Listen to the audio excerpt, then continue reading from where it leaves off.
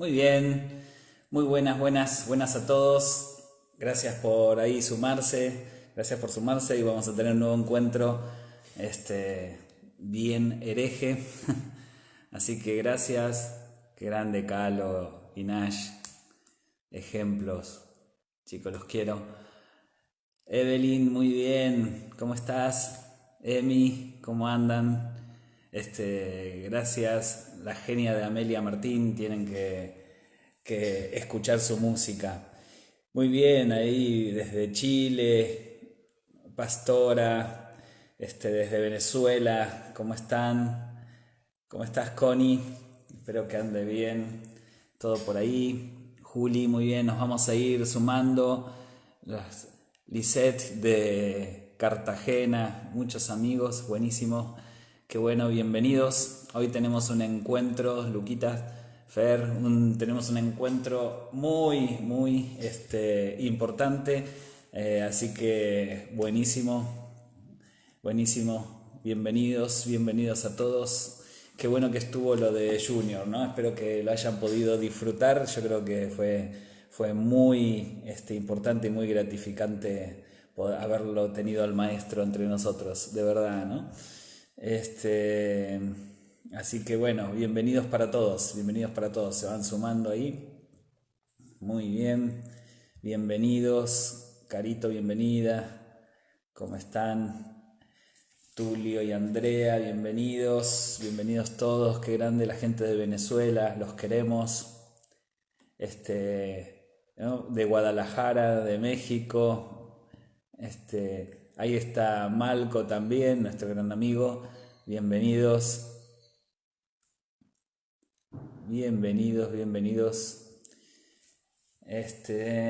Muy bien. Vamos a estar. ¿Cómo están? Ok. ¿Cómo están todos? Bienvenidos, Adriana, Flor, bienvenidos todos. Hacemos un poquito de tiempo esperando también a Gaby. Espero que los que no pudieron ver lo de Junior sepan que lo pueden ver en el fanpage mío, Lic Adrián Intrieri. Ahí está subido, como también va a estar subido 24 horas vivo, y después lo van a tener para escucharlo más detenidamente y demás, lo van a poder tener en la fanpage, ¿no? Lic Adrián Intrieri, ahí en Facebook, ¿no? Muy bien, ¿cómo están? Salúdense entre ustedes, qué bueno de tenerlos. Y les digo, mañana vamos a tener a César Soto, un teólogo que nos va a romper la cabeza, realmente romper la cabeza. También pastor de Epicentro, ¿no? También vamos a tener después el sábado a Diego Solano, líder católico del mismo grupo del Papa Francisco, y el martes vamos a tener a Maya Alonso de Guatemala, una periodista, así que va a estar bueno también. Muy bien, vamos a ver, esperando que se den las cosas. Muy bien. Buenas. Estamos esperando. Hola, sí, Gabriel, no te estamos viendo, no sé por qué. A ver. Qué raro. ¿Será que él no me ve? Acá. ¿Será que vos no me ves, Adri? A ver si los demás ¿Sí? pueden. A ver si es eso, ¿no? Sí, me parece. Sí, los demás. Bueno, los demás te ven. Bueno, quizás se engancha en algún momento. Bueno, no quiero perder mucho tiempo, Gaby, ¿sí? Bueno, dale. No, creo que se nos va a pasar volando esta hora, entonces quiero aprovecharte. No sé por qué no te puedo ver, la verdad que no sé. La verdad que no sé, pero bueno, me imagino que se puede solucionar en algún momento. Bueno, de movida quiero decirte que yo tengo auspiciado, ¿no? Tengo esto preparado. Perfecto. Y cada vez que se vea esto, Ajá. mereces la hoguera. ¿Está Perfecto. bien? Dale, ¿Sí? dale, dale. Entonces queda aclarado, ¿no? Entre nosotros. Sí, Bueno, primero presentación. quiero hacer... Ok. Primero agradecerte que te hayas sumado a esta locura. Gracias, para mí es muy importante y aparte porque yo quería que vos estés. Quiero aclarar algunas cuestiones antes, hacemos una introducción y ya arrancamos, ¿no? Dale. Lo primero que quiero decir es que somos amigos, somos buenos amigos, hemos compartido asados, reuniones, grupos de WhatsApp donde nos reímos, nunca hablamos de estas cosas, ¿no? Entonces, para mí, yo voy a estar desayunándome también en muchas de tus explicaciones. Sinceramente, te tengo que ser sincero, como introducción, me llamó poderosamente la atención cómo Junior ayer o Beto tiraron bombas, casi en algunos casos bombas con expansión teológica, y los recibimos muy bien. Y cuando hablamos de cuestiones de sexualidad, ideología de género, ahí ya no lo recibimos tan bien. Esa va a ser una de mis preguntas para vos, de qué nos pasa de que hay temas que para mí entender son más importantes, como por ejemplo hablar de Dios, teológicamente hablando, de lo que significa Dios para nosotros, o de la construcción de la iglesia, y sin embargo, lo que puede separar las aguas en esta noche es hablar sobre sexualidad y un montón de cosas. Así que para mí va a ser como un encuentro muy interesante. Por el otro lado, también me gustaría que vos puedas disfrutarlo y que nos puedas guiar a todo tu recorrido en este último tiempo, de cómo fue, y déjame que yo pueda ocupar el lugar de preguntar esa clase de preguntas, espero que me salgan, esas clases de preguntas que se harían todos los que te quieren ver colgado en un árbol más cercano, ¿no? Es decir, déjame jugar un poquito a poder entender todo tu recorrido intelectual, espiritual y demás, pero también hacer preguntas de alguna manera que reflejen el sentir y el pensar de todos, ¿no? Así que si querés arrancamos. Dale, dale, perfecto. ¿Te Genial, parece? gracias, Bueno, gracias por todo esto, por esto que generaste, esta idea loca que me compartiste, me pareció genial. bueno, buenísimo, buenísimo, ¿no? Buenísimo. Bueno, lo primero que tengo para decirte, Gabriel, es así como para arrancar, ¿qué te pasó, hermano? Es decir, ¿qué te pasó, no? La gran pregunta de muchos es, ¿qué le pasó a Gabriel Salcedo en este tiempo, no? Es decir, eh, no sé, te notamos extraño, te notamos con pensamientos extraños, te notamos con posturas extrañas. ¿Qué te pasó? ¿Mm? Muy buena pregunta. En realidad, la verdad es que no me pasó absolutamente nada, es decir, la esencia, como digo siempre, es exactamente la misma. Quizás hay sucesos que la gente no conoce, que me gustaría contarlos. Yo en el Ujú. 2016 viví un suceso muy particular donde acompañé a una persona que quiero mucho, que amo, en un episodio y en un proceso de violencia de género, donde casi pierde la vida, casi muere. Eh, y eso fue un poco para mí un viraje importante en esta relación de violencia de género, de la perspectiva de género y demás, porque cuando en ese momento solicité el acompañamiento de varias personas a las cuales yo respeto mucho, amo, en este suceso, un suceso donde hubo derivaciones a la Oficina de Violencia de Género y demás, hubo un borramiento total, un corrimiento total de este tema. Entonces yo en el 2016 a finales entro en una crisis porque esto me tocaba muy de cerca, alguien que realmente yo quería mucho, y vi como todo un sector de la comunidad de fe que me rodeaba o a la cual yo visitaba siempre y demás, que se corrió tomando posturas muy rígidas sobre ese tema. Hoy la persona que fue víctima de esto no está en el país, se tuvo que ir del país, y la persona que fue la victimaria está sirviendo en un ministerio cristiano evangélico, ¿no? Entonces, realmente eso me hizo generar una crisis importante, lo que me llevó a estar casi internado un mes en Ecuador, gracias a mi analista que me ayudó mucho ahí en Ecuador y amigos que estuve allá.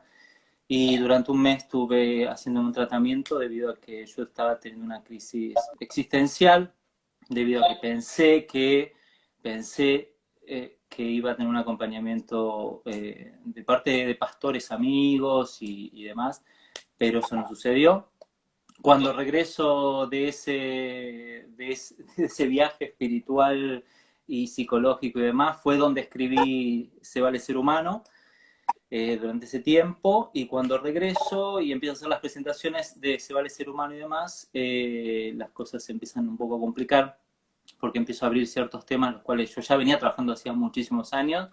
Yo vengo involucrado mucho en la defensa, obviamente, de los derechos de personas que son las minorías o que pertenecen a colectivos diferentes quizás a los que la Iglesia está interesada hoy. Entonces eso quedó como muy, muy expuesto. Y sumado a eso, en todo ese proceso, lamentablemente, me divorcié, entonces eso también sumó un poco a que luego un grupo de personas que yo realmente sigo respetando, tomaron una postura muy, muy rígida. El tema también es que, claro, yo desde Se vale ser humano comencé a hablar de otros temas, empecé a abrir ciertas agendas y ciertas temáticas que me parece son muy relevantes para la sociedad de hoy, para la iglesia misma, porque es parte de la sociedad. Y bueno, eso me generó algunos inconvenientes, sobre todo en algunos segmentos de derecha, religiosa y fundamentalista, ¿no? A las cuales yo respeto mucho y de hecho he sido partícipe quizás desde mi profesión, no tanto desde la pastoral. Yo no soy pastor, aunque muchos dicen de que soy pastor, yo no soy pastor, ordenado según la Santa Iglesia Evangélica ni católica. Así que nada, empecé a recorrer otros espacios y hoy estoy en esos otros espacios, por eso empecé a salirme un poco de esos pósters, ¿sí? o esos live o vivos de ciertas personas donde conversan sobre ciertas temáticas que están bien, que quizás no son relevantes para mí, por lo menos, en mi opinión, que son relevantes para adentro, para ese círculo muy, muy particular, pero la sociedad está yendo por otro lado, ¿no? Y Gaby, entonces, a ver, vos corregime, entonces sería correcto decir de que esta transformación que muchos sienten, y muchos sienten que de alguna manera te perdimos, ¿no? Te perdimos en la nebulosa de un discurso más secularizado, más lejano de la Biblia, ¿no? Y se te ubica en esos lugares, ¿tiene como una raíz en un corazón lastimado? ¿Tiene que ver con eso? No, eso es digamos, el fundamento que tienen muchas personas fundamentalistas, y en realidad no, porque yo digo que muchas veces el darse cuenta de que uno no va por esos caminos, que va por otros caminos, llegan quizás en medio de la crisis, como en medio del dolor, pero no creo que sean malos. Yo siempre he dicho que el dolor no es malo, he dicho que pasarla mal en algún momento y darse cuenta de ciertas cosas no es malo. Yo lo que sí me di cuenta de ciertas cosas, es decir, que yo iba por un lado y ciertas comunidades iban por otro. Entonces yo respeto esas comunidades que van por ese lado, yo tengo que ir por otro. Y lo que vos bien decías es que quizás la iglesia evangélica sí me perdió, es una realidad, porque no quiero volver a esos espacios donde hay mucha agresión y violencia, pero me ganó la sociedad y creo que ahí es mi punto clave, ¿no? Yo hoy estoy muy feliz al poder, de alguna manera, llevar mi espiritualidad a pasear a otros lados. De verdad, yo soy testigo y en algunos casos lo hemos conversado de un nivel de violencia hacia vos, yo diría sumamente infantil, ¿no? Casi caprichoso, de modales muy rústicos, y de gente que uno se imaginaría que no debería tener esas actitudes, ¿no? ¿Cuántos de estos gestos que no vamos de ninguna manera a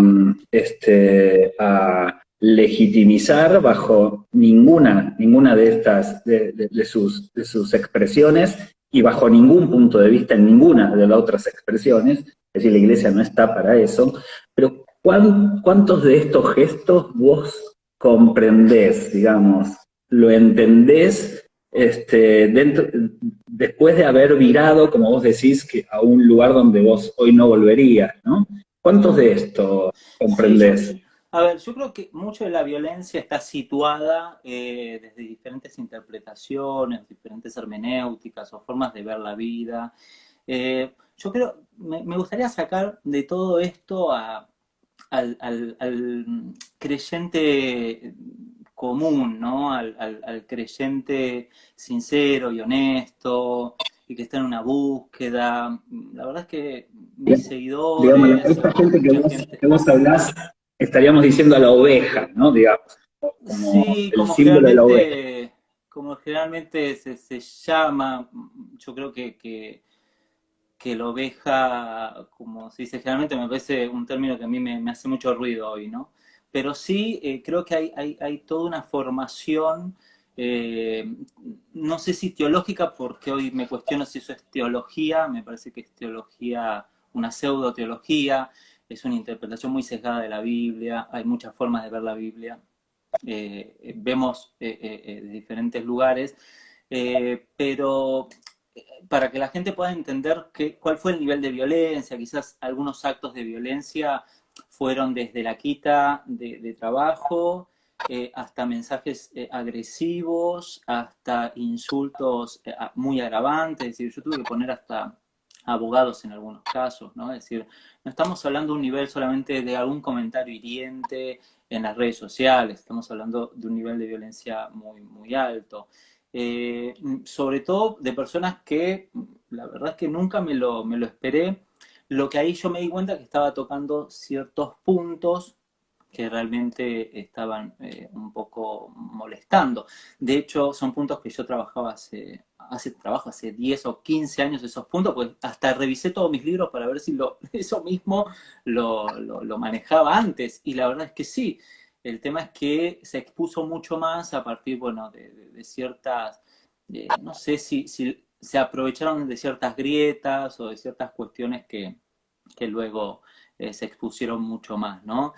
Siempre hablamos, y esto lo hablamos como amigos, ¿no? Que cuando una persona no le encuentra la vuelta a cómo criticarte o herirte y demás, siempre va a buscar esos lugarcitos que los demás piensan que son oscuros, ¿no? Y la verdad es que yo me abrí a las sombras, a mis propias sombras, y lo que propuse fue eso, ¿no? Que abramos nuestras sombras y veamos de que la luz también podía ingresar ahí. Bueno, mira, en nombre no de la iglesia ni en nombre del cristianismo, sino en nombre de los hombres y las mujeres que han hecho esas acciones, porque yo creo que separaría a la iglesia, a la comunidad y aún al cristianismo por un pequeño de grupos que tanto vos y yo conocemos algunas de sus miserias. Te pedimos perdón primero, ¿no? Y perdón, un perdón que no sé si sirve para mucho, pero yo soy de las personas que valoran tu trabajo y tu esfuerzo, ¿no? Y soy de las personas que creo que la iglesia debería escuchar más y enojarse menos. Y cuando hablo de la iglesia hablo de la oveja porque yo separo a la gente de los líderes, estos hombres que se creen con el derecho de levantar el pulgar o bajar el pulgar, tanto de vos, de mí o de cualquiera, ¿no? Y así que primero por eso. Mi tercera pregunta sería, ¿tenés iglesia hoy en el sentido más puro?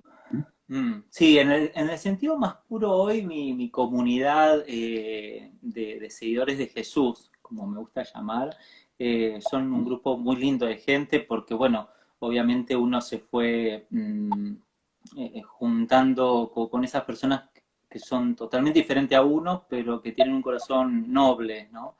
Un corazón que a uno le permite abrir su propio corazón, como C.S. Lewis decía, voy a ser vulnerable donde los demás sean vulnerables, ¿no? Y deposité mi corazón en un grupo de personas que realmente no tan solo me cuidan, no están de acuerdo con lo que digo en muchos casos, pero que sí me están abrazando. Hace poquito pude generar una comunidad muy linda en Guatemala, donde también, porque uno va generando pequeñas comunidades en los diferentes lugares donde a uno lo van conociendo desde esa vulnerabilidad, y en Guatemala lo disfruté muchísimo.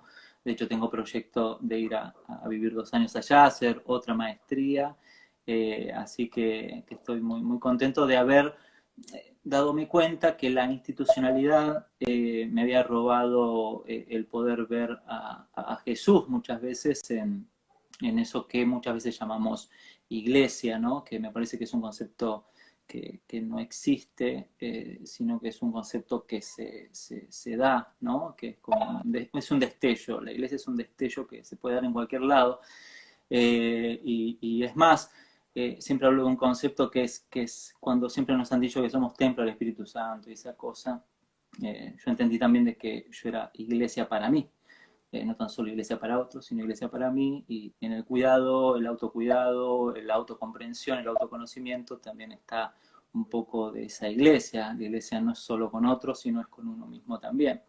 Pero siempre obviamente nos han dicho que la iglesia es con otros y que sucede cuando estamos con otros, porque si 2 otros están reunidos en mi nombre, estoy en medio de ellos, pero también nos dice de que el Señor está con nosotros y somos templo del Espíritu Santo. Entonces es una cosa muy, muy linda la que fue pasando en este último tiempo.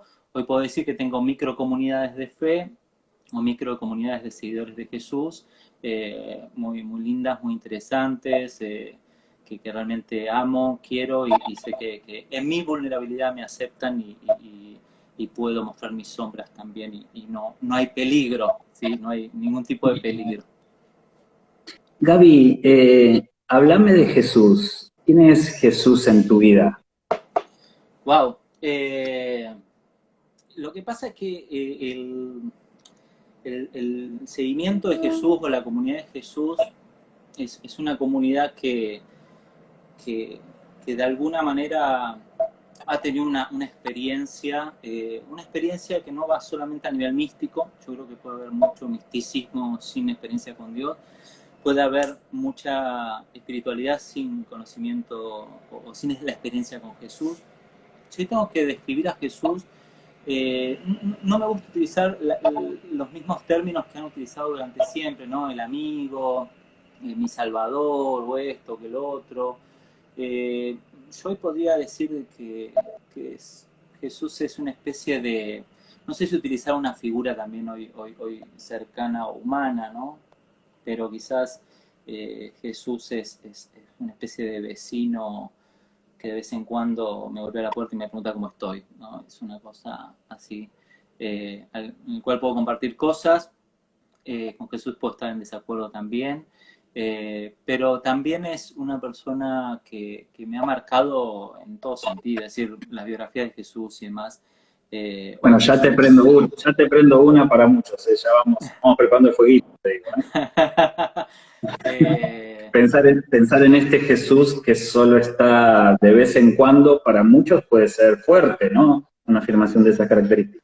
Sí, sin duda. Lo que pasa es que descartemos de que hay fundamentos teológicos como para decir de que es nuestro Salvador, aquel que está con nosotros en los momentos de miseria. Es decir, todas esas imágenes las podemos sumar, no hay ningún problema. De hecho, yo siempre cuando tengo algún curso de teología le pregunto a cada uno quién es Jesús para ellos, para ellas. Y siempre las figuras son diferentes, entonces me parece, como dice Hansel Grum, que las miradas hacia Jesús son múltiples, ¿no? Entonces, si yo digo que Jesús es mi vecino, bueno, suma a ese Jesús que es tu Salvador, suma a ese Jesús que es tu amigo, suma, ¿no? Es que siempre vemos la teología desde la resta, ¿no? Es decir, usamos la teología como para restar a quienes no son como nosotros. Y me parece, como dice una teóloga que respeto mucho, que es Teresa Forcades, ella dice que tenemos que tener una teología del amor, un amor que suma.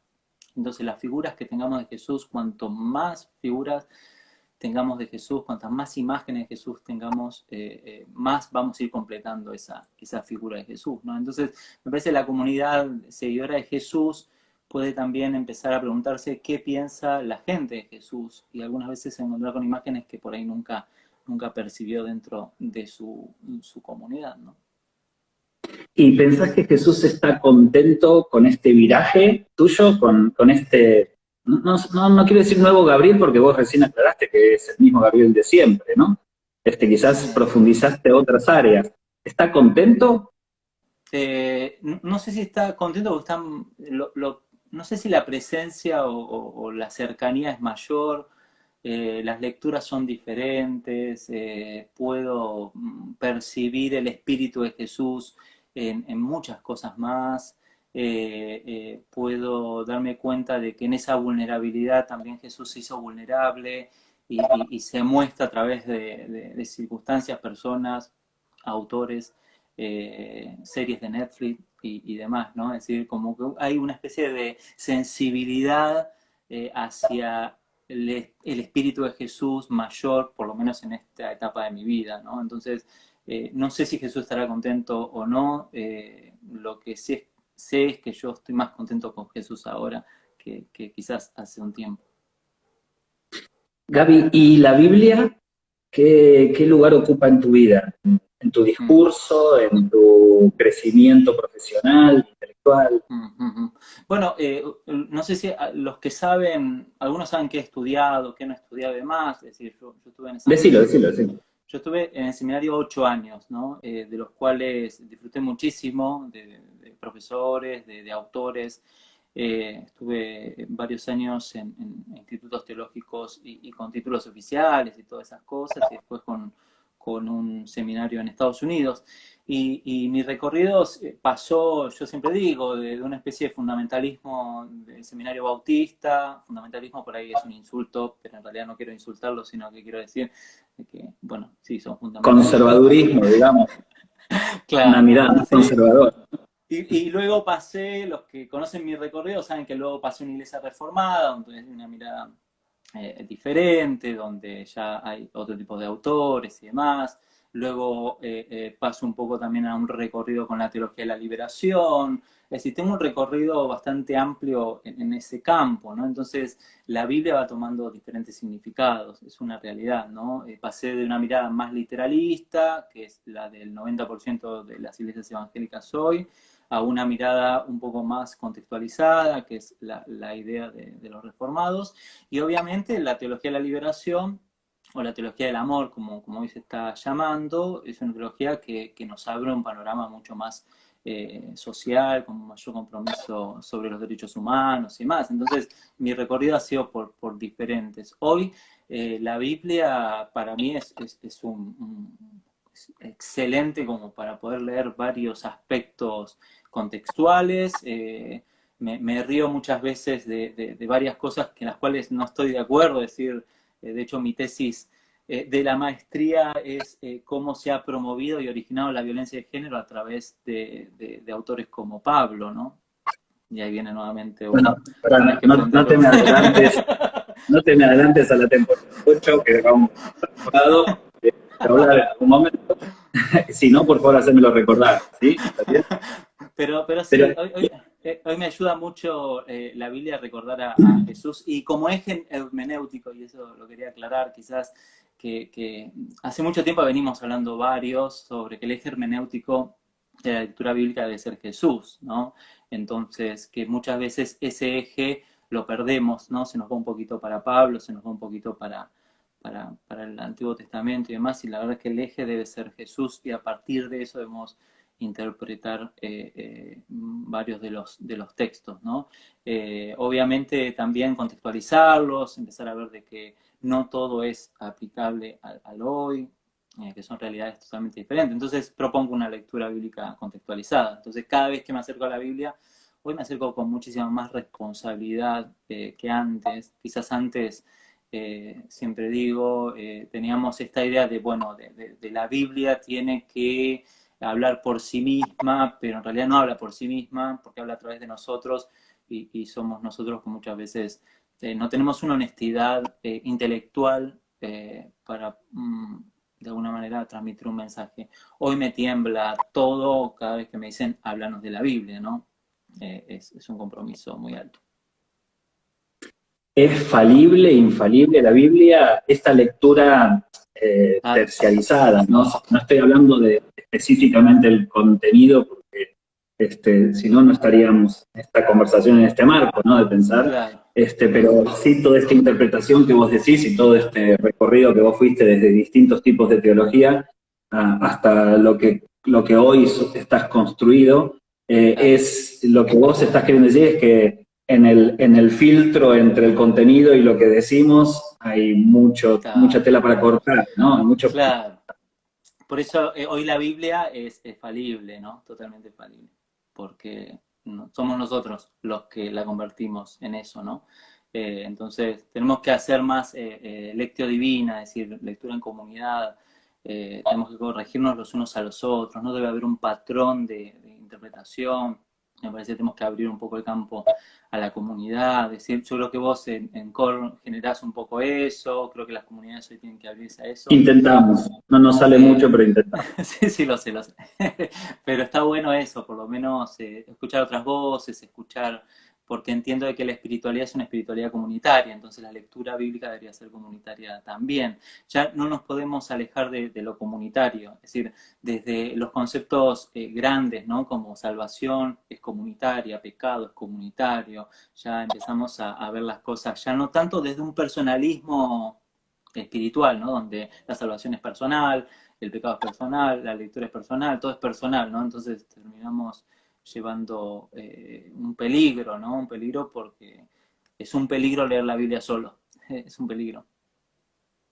Lo que vos, a ver si yo lo interpreto bien, es como decir, la Biblia es infalible, lo que nosotros hablamos de la Biblia es lo falible.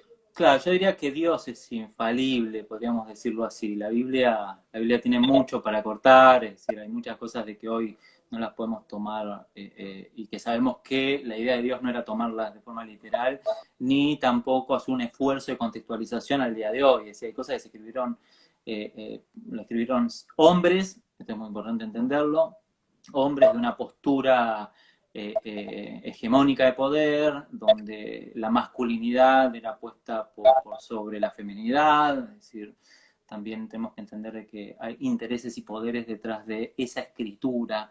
Algunos piensan de que Dios le está dictando en el oído a todas las personas, y no, la verdad es que escribieron y bueno, luego se estipuló que eso fuera canon bíblico. ¿Y quiénes estipularon? Permitime, ¿no?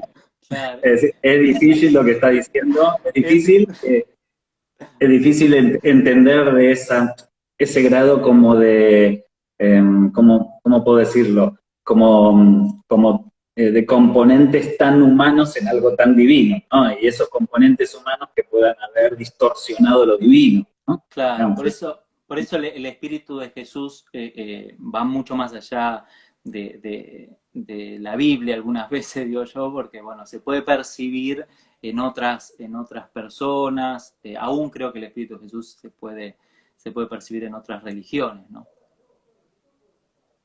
Bueno, está bien, está. Okay. Quiero irme entiendo el punto muy controversial, vos te imaginarás que es muy controversial, ¿no? Pero vamos a tener poco tiempo y la verdad que yo me pasaría una semana hablando con vos, no 60 minutos. Yo sé que, si bien no conocíamos un poco todo el proceso que vos viviste y contaste al principio, que me parece sumamente sincero, y la verdad de que cortamos este vivo y me vas a decir quiénes eran, no, mentira.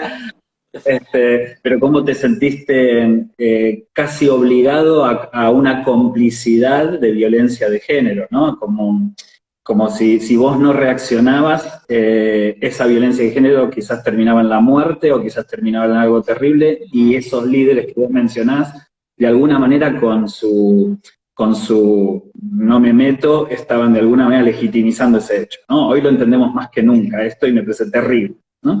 Pero nosotros no conocíamos todo eso. Lo que nosotros conocimos de vos es que sacás un libro con un título espectacular. Vos sabés que a mí me gustan mucho los títulos.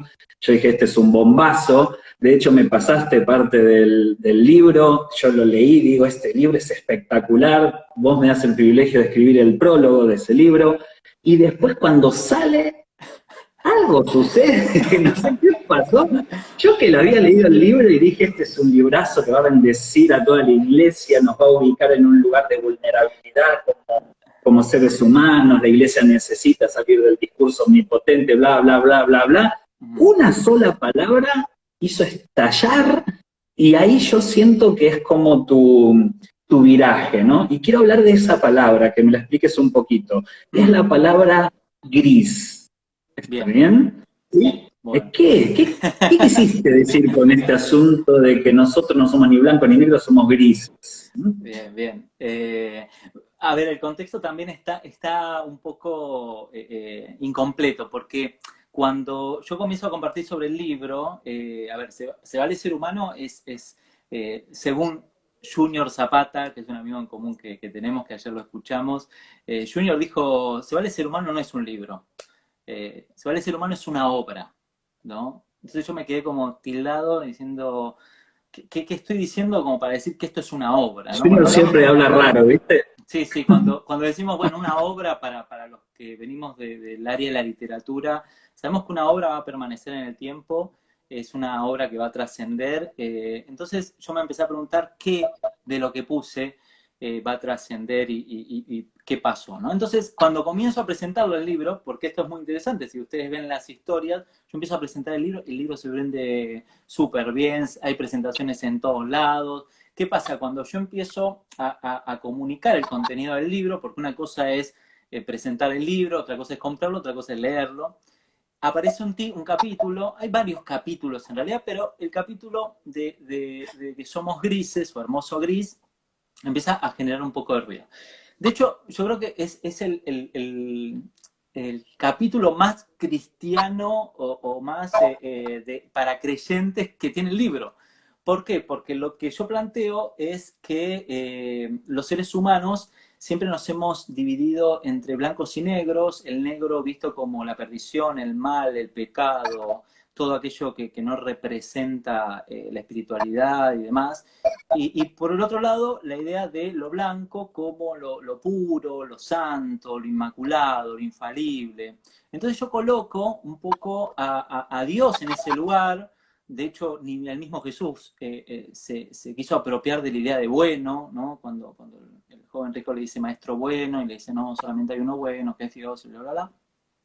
Ahora, por el otro lado, ese oscuro, el ángel caído, pongámosle la palabra demonio, diablo, cuco, lo que sea, es aquel que representa todo lo opuesto a lo que Dios desea. De hecho, Jesús habla un poco de esto y dice que Él viene a dar vida, Él viene a salvar y que hay otro que viene a matar, a robar. Bueno, ahora bien, lo que yo propongo es algo que proponen teólogos, pero históricamente, es que los seres humanos estamos en el marco del gris, es decir, es el marco del gris, somos las personas que estamos en medio, ¿no? De hecho, Pinchas Lapides, que es mi teólogo de referencia, que es un teólogo hebreo, que trabajó mucho con Víctor Frank, él habla de más de una gama de 3000 grises, es decir, una especie de tipología de seres humanos donde tenemos gamas que por el momento estamos más cerquita del blanco, otras veces más cerquita del negro, ¿no? Entonces, cuando yo traté de comunicar, y siempre comuniqué lo mismo, es decir, los seres humanos somos grises, es decir, por momentos tenemos buenas acciones, pero por momentos malas acciones, por momentos... Entonces, como que vamos virando, y que la espiritualidad es una espiritualidad gris, donde hacemos ciertos esfuerzos, tenemos ciertas conductas, tenemos cierta voluntad y deseo de buscar la bondad, pero también somos seres humanos tendientes a la maldad, ¿no? Entonces, un poco Sería como Pablo diciendo, Pablo no decía merezco la muerte, él decía miserable de mí, ¿no? Es decir, no decía soy un santo, no decía soy una basura, dice miserable de mí, que estoy en esta contradicción constante, que quiero ir para blanco y me sale el negro, y me quedo ahí. Sería... Ernesto Sábato lo decía, los seres humanos somos lo más contradictorio de la naturaleza. El tema es que si yo creo que soy un santo inmaculado, santísimo y bla, bla, bla, me alejo del ser humano, me alejo del otro, es decir, no hay chance. Entonces, si yo me creo un santo miserable, ahí las cosas cambian, ¿no? Porque va a haber punto de contacto con otros seres humanos. El tema es que algunas veces tenemos una especie de espiritualidad de arriba, que es la espiritualidad que se habla Hansel Brum, dice que la espiritualidad de arriba te mira desde arriba hacia abajo y todos los demás de alguna manera son menos que uno porque no cumplen esto, no cumplen lo otro, entonces una mirada siempre desde el juicio. De hecho, en el libro yo aclaro de que en Santiago se nos dice de que no juzguemos al otro, que si juzgamos al otro estamos utilizando la Biblia como para matar al otro y que ese no es el objetivo. En cambio, ahí propongo una espiritualidad de abajo, donde veamos a todos, nos veamos a todos pisando esta tierra. Y ahora, Gaby, ¿qué se entendió? ¿Se entendió que vos de alguna manera estabas afirmando que nosotros podemos llevar una vida libertina, una vida mediocre, una vida de vómito, una vida de pecado, una vida... ¿Se entendió eso? ¿Era eso lo que querías decir? ¿Que nosotros podíamos hacer eso? ¿Y claro. el gris? En realidad no era lo que quería transmitir, pero lo que mal interpretado, porque esto está bueno también saberlo, hay interpretaciones sesgadas, marcadas por las intenciones que tiene cada uno. Entonces, si vos lees ya con un prejuicio a ciertas personas, ya vas a ir con los tapones de punta. Es decir, no importa quién sea, sino que lo vas a leer de esa manera, porque ya tenés puestos los anteojos, ¿sí? Entonces, yo creo que la gente lo leyó con unos anteojos y otros lo leyeron con otros anteojos. Lo que yo pretendía con ese capítulo, pura y exclusivamente con todo el libro, es quitar la válvula de presión y que la gente se desinflara un poquito en la presión que estaba viviendo sobre una espiritualidad que es imposible de alcanzar, ¿no? Alguna vez Jesús dijo que ponemos presiones sobre la gente, se lo decía a los fariseos. La palabra fariseos hoy no suena muy fuerte, pero en ese momento eran los que estaban de alguna manera comprometidos con el desarrollo de la espiritualidad de la gente. Jesús les dijo, no pongan cargas sobre ellos que ni ustedes pueden llevar. Y me parece que Se vale ser humano es quitar esa carga. Esa es la representación del libro. Te quita la carga, no te quita el compromiso que tenés con vos mismo, con tu comunidad, que puedes tener con tu espiritualidad, con Dios. No te lo quita, sino que, de hecho, tengo amigos que me dicen, che, el libro más ñoño, más cristiano que escribiste, Se vale ser humano. Porque están viendo con otros anteojos, ¿no? Otros lo ven con otros.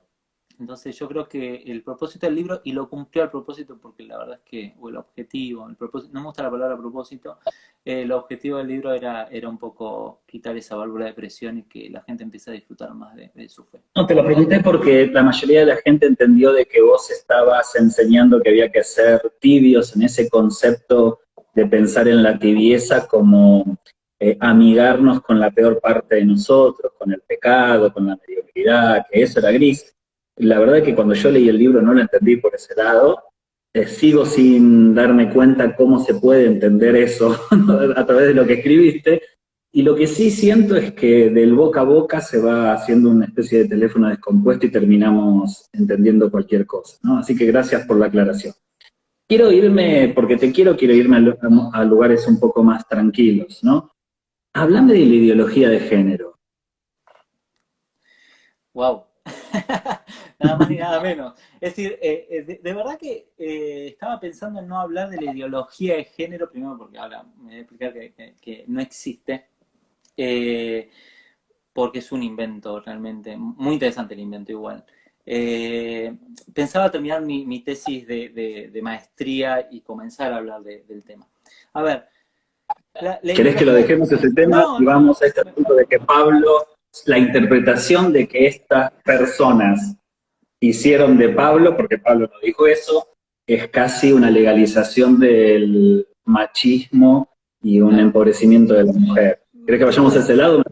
No, pero está bueno porque el recorrido nos va a llevar a eso finalmente, a Pablo. O un hilo, sí, un hilo. Sí, a mí me parece, primeramente, que la palabra ideología de género tenemos que leer un poco más, porque la verdad es que no necesariamente está conectada con feminismo. Ahora metieron a todos en la misma bolsa, y la verdad es que la ideología de género es un concepto que surge de una feminista, para hablar de la ideología de género hegemónica, que lo que hace es, por medio del poder, masculinizar la mirada de todas las cosas y lleva al hombre a poner una posición de poder y a la mujer de subordinación. Entonces es muy interesante porque la palabra, la frase ideología de género no tiene nada que ver en sus inicios con lo que hoy se habla de la ideología de género. Yo hablo de la perspectiva de género, me parece que es muy interesante poder ver las cosas con anteojos desde otro lugar. Yo creo que hoy, lamentablemente, la iglesia, no en su mayoría, perdón, la iglesia evangélica argentina, quizás no sé, otras iglesias, ha visto esta ideología de género como Satanás, y lamentablemente es una iglesia que debería leer más, porque realmente deberían leer a Teresa Forcades, por favor, leanla, es una monja excelente que habla de la teología queer, pero habría que leer varios temas más, porque la perspectiva de género... Si lo hicieras en pocos minutos, ¿qué es lo que deberíamos los cristianos evangélicos argentinos, pero creo que hay de varios países, qué es lo que deberíamos tener en cuenta, que no lo tenemos en cuenta? Que tener en cuenta de que todos los seres humanos tenemos el derecho a expresar nuestras elecciones, nuestra cultura, nuestra identidad, y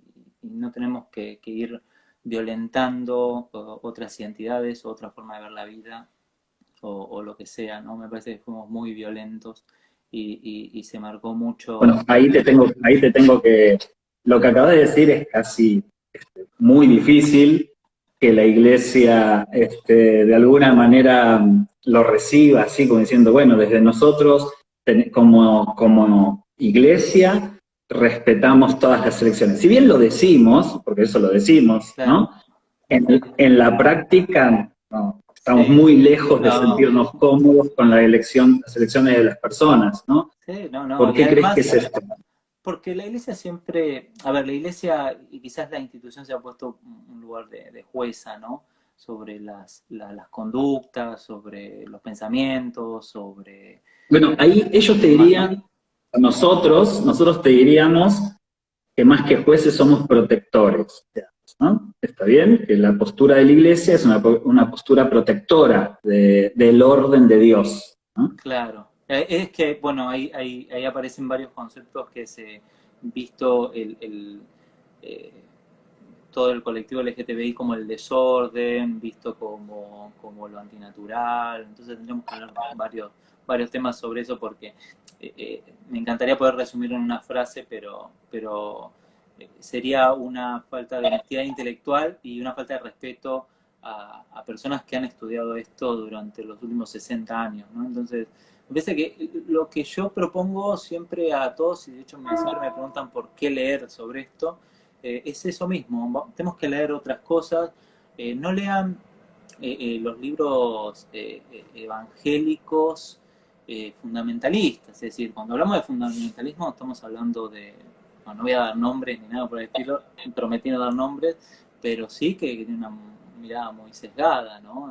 No reconciliadora, no de amor, ni nada por el estilo, ¿no? Y muy literalista. Así que un poco virando a Pablo, ya que estamos hablando de Pablo, Pablo tuvo varios problemas, es decir, Pablo, vamos a reconocerlo, Pablo tuvo muchísimos inconvenientes. Uno de los inconvenientes que tuvo es que se le armó lío en la iglesia, y ahí quiero puntualizar en por qué mandó a callar a las mujeres. Pablo resolvió los problemas de la iglesia con formas o metodologías propias del contexto. Cuando había un problema en la sociedad judía o había un problema en la sociedad griega, siempre el problema era marcado, o se lo marcaba como chivo expiatorio a la mujer. La mujer, es muy interesante ver la imagen de mujer como la imagen del mal, la imagen de la pecadora, de la tentadora, de aquella que te lleva por mal camino y todo lo demás. Entonces Pablo tenía esa concepción también. Entonces cuando todos querían hablar en la iglesia, lo primero que hizo fue mandar a callar a las que eran fáciles de callar en ese momento y en ese contexto, que eran las mujeres. Pablo, yo no creo que Pablo haya querido decirle a las mujeres no tienen que hablar ni nada por el estilo, pero sí la presión que tuvo en ese momento fue la de que hagan silencio. Ahora es interesante porque la iglesia utilizó eso como fundamento para callarla de por vida a la mujer, ¿no? Y la verdad es que en el espíritu de Jesús no está nunca callar a la mujer. De hecho, fueron las mujeres las primeras que anunciaron de que él había resucitado, ¿no? Justamente ahora estamos en la Pascua, recordar esas mujeres que vieron a Jesús y que Jesús mismo les dice a ellas, vayan y digan, ¿no? Yo cuando hablo de apóstolas se me ríen, pero bueno, la verdad es que ellas, si tenemos que hablar de super apóstolas, eran ellas las que le terminaron hablando a los apóstoles, ¿no? Así que me parece que Pablo tuvo muchas presiones que nosotros no sabemos, nosotros no estuvimos ahí, pero seguramente tuvo muchas presiones de un contexto. Recordemos que Pablo, algunas veces lo vemos como el valiente que iba para todo, ¿viste? Rompía todo, pero en realidad Pablo era muy, muy temeroso, tenía mucho miedo. De hecho, se calcula que su aguijón en la carne tenía que ver un poco con su ansiedad, con cuestiones de que la piel le respondía frente al dolor interno. Es decir, recordemos que Pablo también tuvo que luchar con Pedro, con el concilio. Es decir, Pablo era una persona que estaba bajo presión muchas veces, ¿no?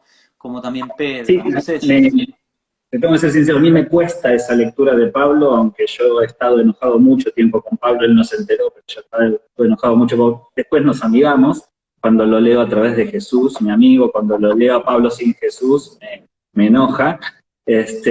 Pero es raro pensar en Pablo que era capaz de pararse delante de los poderosos, teniendo miedo de algunas tradiciones, y por eso manda a silenciar a las mujeres, ¿no? También me parece un acto de casi te diría con todo respeto, de idiotez intelectual pensar que la mujer se tiene que callar en la congregación por ese texto, porque queda más que visto que las mujeres han tenido espacios mucho más importantes que los hombres en la vida de Jesús, y vos mencionaste algunos, ¿no? Sí, de hecho hay un tema que, por ejemplo, nunca hemos leído teólogos, teólogas, ¿no? Es decir, teólogas.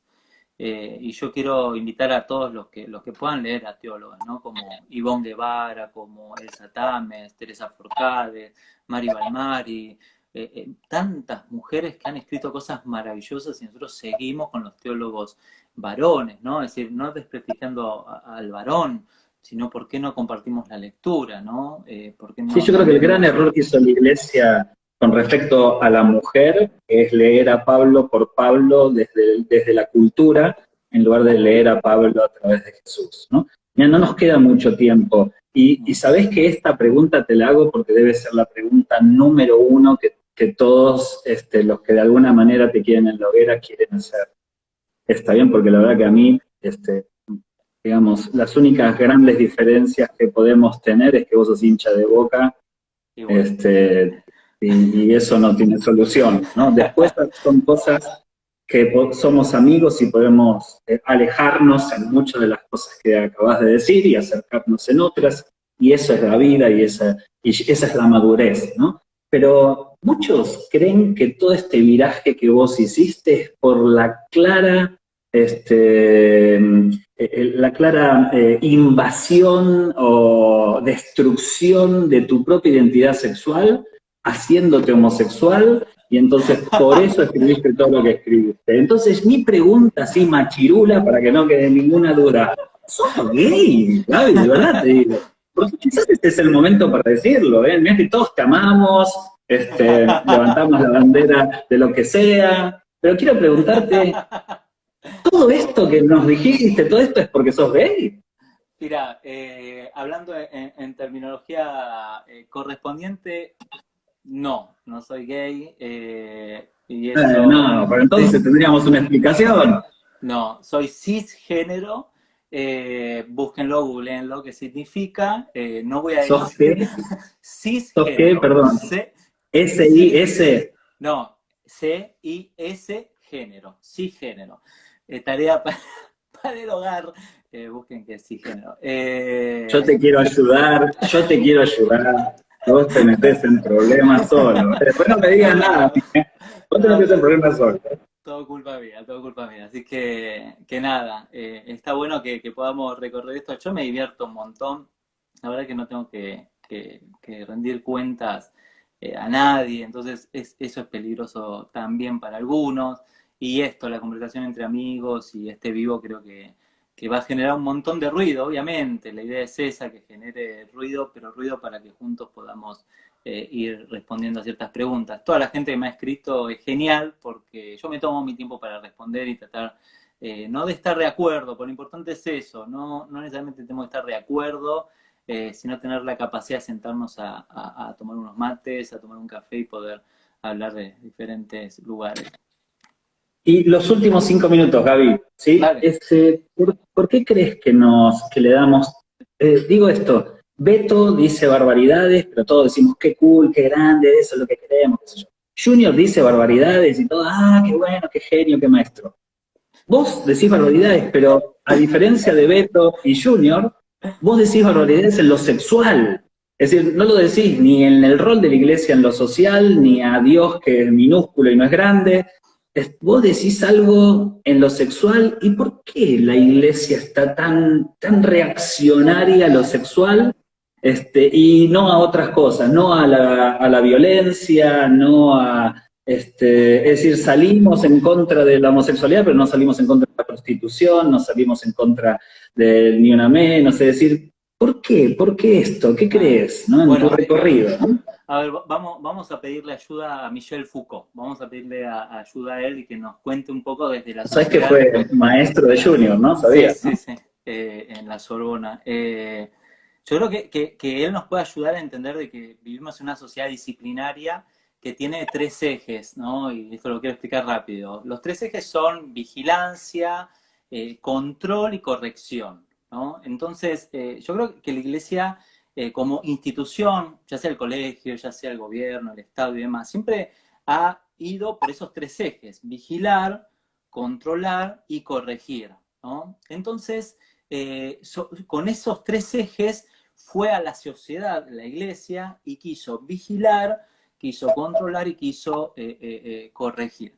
Ahora bien, el problema es que mientras estemos hablando del adentro de la iglesia, lo que tenemos que hacer, cómo se dan nuestros cultos, si vamos a tener problemas en los diezmos ahora que nadie puede dar su diezmo, o si vamos a hacer una iglesia tecnológica o no tecnológica, estamos hablando, perdón la expresión, de la boludez de adentro. Seguimos hablando de lo que nos pasa a nosotros, ¿viste? Cómo ordenamos esto, cómo hacemos lo otro. Pero cuando sacamos a pasear nuestra espiritualidad, nos damos cuenta de que no es relevante, porque no sabe pensar a la sociedad. No tenemos forma de ver e interpretar la sociedad porque la vemos con nuestros propios anteojos. Tenemos que llegar a la sociedad, ponernos los anteojos de la sociedad y darnos cuenta de que hay temáticas mucho más relevantes, mucho más importantes que estas planteadas desde esta espiritualidad de arriba, como vuelvo a repetirte de Hansel Grum, que lo que mira es lo espiritual, lo espiritual, lo espiritual. Y la espiritualidad es ficción, es algo que no existe. Es algo que nos vamos generando nosotros en la cabeza y que queremos materializarlo. Pero la verdad, lo tangible, la realidad de la sociedad está más allá de esa ficción de espiritualidad que nos vamos formando. Siempre se dijo esto, más allá de las 4 paredes. ¿Te acordarán todo el mundo? Tenemos que salir a las 4 paredes. ¿Tenemos que salir a las 4 paredes? Sí, también. Cuando salimos no entendíamos nada. No entendemos qué pasa ahí. Entonces lo queremos entender con los anteojos de adentro. Yo lo que estoy diciendo hoy es: saquémonos los anteojos de adentro, vayamos a ese afuera, que en realidad tampoco existe, y pongámonos los anteojos de la sociedad. La sociedad está clamando. De hecho, hay un concepto que me encanta, que es teología del grito. La teología del grito está hablando de ir a escuchar los gritos de la sociedad. Y creo que hoy, más que nunca, tenemos que apuntar esa teología del grito, escuchar el grito de la sociedad y poder responder desde una espiritualidad del amor, de la inclusión y de la diversidad. Porque esa es la espiritualidad de Jesús. Es una espiritualidad que incluye, he venido a morir por todos, inclusivo, más inclusivo que Jesús no había, diverso, fíjate sus discípulos, fíjate la gente que lo seguía, ¿no? Y muy sensible a lo que estaba pasando en la sociedad. Entonces hoy me parece que tenemos que virar hacia ese lugar, ir hacia la sociedad, pero no desde el lugar mesiánico, que los vamos a salvar, sino que quizás la sociedad nos salve a nosotros. Bien, Gaby, mira, me quedan 25 segundos. Gracias. no estoy de acuerdo en todo lo que dijiste, algunas cosas sí, otras cosas no, como todos, y como a vos te pasa también con nosotros, pero lo que sí admito es que tu voz es necesaria, espero que la podamos seguir teniendo, necesaria para pensar y